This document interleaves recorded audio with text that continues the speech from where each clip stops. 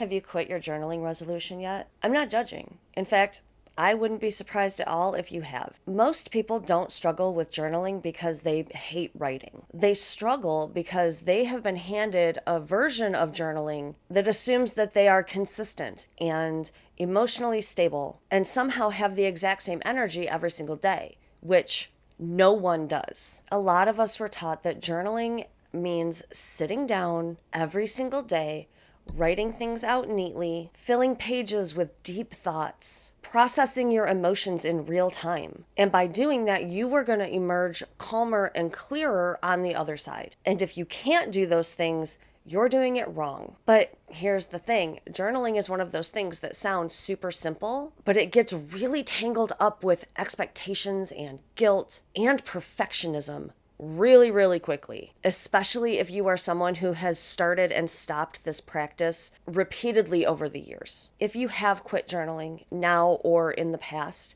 I can guarantee it is not because you didn't care. It was probably because at some point it started to feel like homework or just another thing you were failing at. Sometimes that starts with the rules. You should journal every day. You should write a page, 3 pages, 10 pages. Don't forget to include gratitude. You need to reflect, and you should probably track your mood. You're going to want to go back and read it later. So make sure you're keeping it neat. You should be honest. You should do it first thing in the morning. You should do it right before bed. You should. And the second that journaling turns into just a pile of shoulds, it becomes heavy. It stops feeling like support, and it starts to feel like just more pressure. And pressure is the fastest way to make something completely unsustainable. Another super common reason that people quit journaling is because they start journaling when things are already in a bad place. When your emotions are too big, life feels completely overwhelming, and you're already exhausted. And when you do that, you start to, you start to associate journaling with discomfort, with digging into feelings that you might not have the capacity to deal with right now, or with just staring at a blank page and thinking to yourself, I don't even know where to start. So you don't start. And then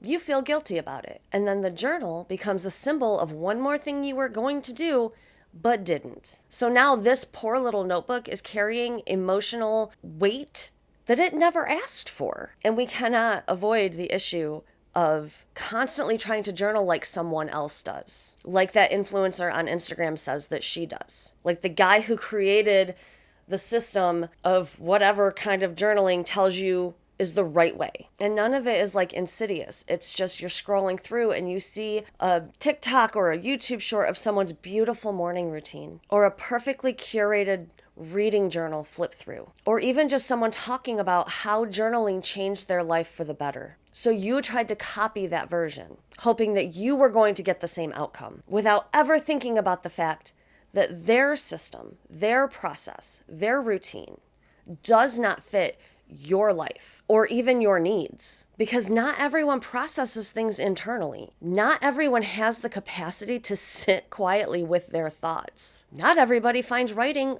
to be a calming experience. Some of us think by talking out loud through things. Some people have to be moving around to process. Some people need to think in lists or drawings. Some people need to not think at all. And some people are just not journal people. Journaling is a tool. It's not some kind of moral virtue. It is not required for personal growth. It's not even a personality trait. It is one option among many other options. And if you have given this process an honest try and it consistently makes you feel worse instead of better, honey, you're allowed to put it down. But if you are still curious about journaling, if you do keep coming back to it, if part of you truly wants it to work and it just hasn't yet, then let's talk about making it easier, making it kinder, making it more realistic. And the first thing I want you to do is the first thing I always want you to do. Lower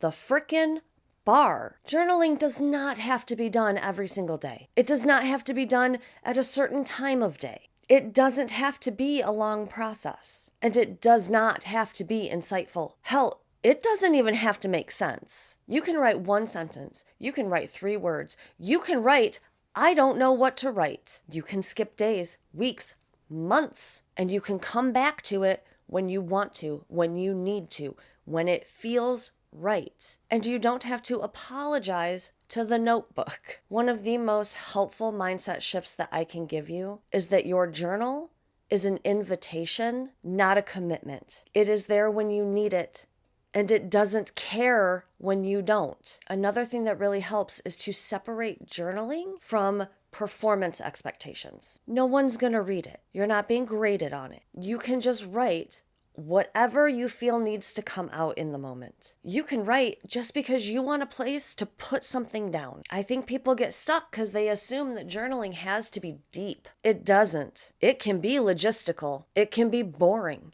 It can be repetitive. And I'm sorry, but it should be messy. You can journal just by making a list of the things that's on your mind. You can journal by writing down things you don't want to talk about. Anything and everything is valid if this is something that you truly want to bring into your life. Another trick that could help would be completely changing the format. If a blank page makes your brain freeze, try using journal prompts. Try switching to lined paper or dot grid paper if you've been trying to use blank paper. Use a notes app. Use sticky notes or index cards. Just because you spent $25 on that journal you saw at Barnes & Noble doesn't mean you have to use that for a journaling practice, because journaling can and should live where you already are. You can also journal reactively instead of proactively. Instead of trying to journal every single day, only sit down to write when something is stuck, when you're in a thought loop and you can't break out of it. Write in it when you can't sleep, or just if something just keeps poking at you and you gotta get it out. This way, journaling becomes a pressure release instead of another routine you have to maintain. And listen, if you have tried all of that and journaling still feels like pulling teeth, it might be time to let it go. Just let go of the idea that journaling is something you should be doing. There are so many ways to process life. Talking to people, pacing,